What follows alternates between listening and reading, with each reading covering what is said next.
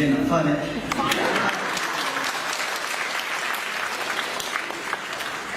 zay koa mba teto raha tsy diso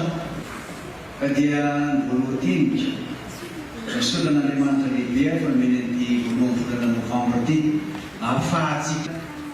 mankalaza sy maneho zany taon'ny jobily zany fanonteny eto izao tena napetraka tao fitoerana teo tamin'ny alatsinainy tsika zao labi tamin'ny alatsinainy aho nanapa-kevitra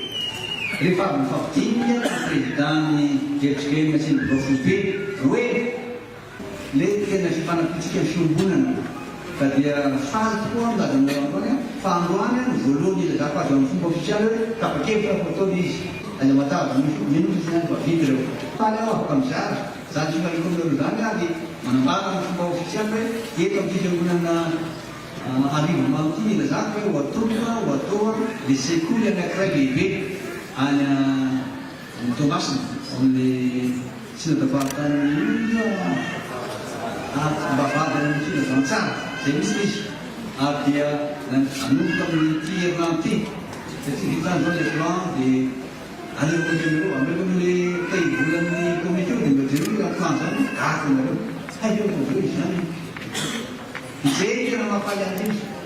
resan'ny piesy teo président synodale aleo tokoafana satria